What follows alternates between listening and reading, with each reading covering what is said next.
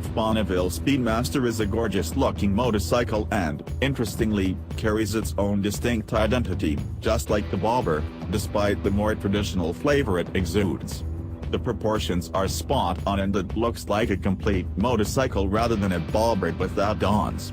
With the characteristic Californian sun glinting in its chrome, the Speedmaster paints a pretty picture and an aspirational one as well, yes, even in the land of Harley-Davidsons.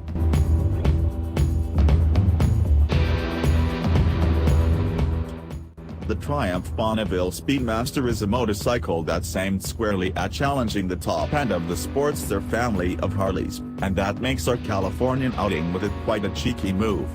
Thankfully, it not only has the style but also the substance to fuel its ambition. It's powered by 1,200cc, 8-valve, SOC, parallel twin motor that produces 77 horsepower at 6,100 revolutions per minute and 106 Nm of torque at 4,000 revolutions per minute. The motor is paired to a 6-speed gearbox, and the wet clutch with torque assist makes for light and friendly operation even in slow, city speed crawling.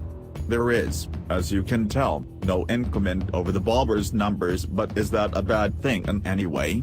Not one bit. The Triumph Bonneville Speedmaster impresses on its highway potential, but surprises out in the twisties.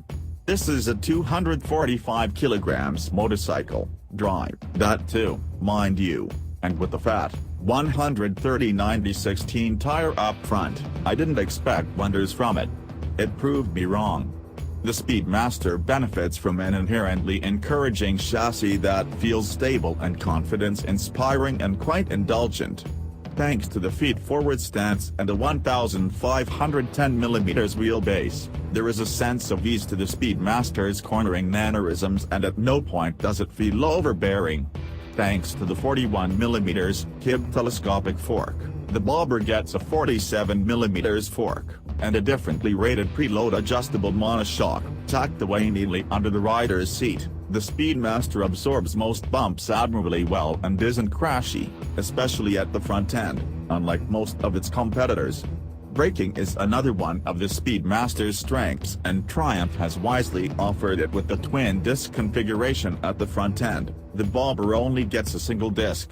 Cornering clearance is good, too, and while it isn't a dramatic motorcycle, it's still quite an entertainer. I'm not sure it needs it, but traction control in 2 riding modes, rain and road, both retain full power but modulating throttle response, are standard on the Speedmaster.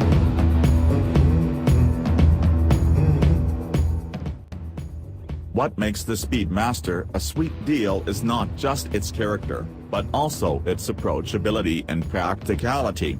Thanks to a universally friendly 705mm seat height and a split-seat configuration that's nice as long as you take regular breaks, the Speedmaster is a delight to clock saddle time in. That said, while the seat is well cushioned, it could do with more tailbone support since longer stints astride it left me tugging at the handlebar for comfort. Another nice touch is the Bonneville-sourced fuel tank that can accommodate. So, the Speedmaster isn't an afterthought, even though it may seem so, and is a genuinely sincere motorcycle that offers aesthetic as well as functional value. I think it's an appealing alternative not only to most Harley Sportsters but even the Bonneville family, since it brings contemporary character to a relaxing, calming format of motorcycle.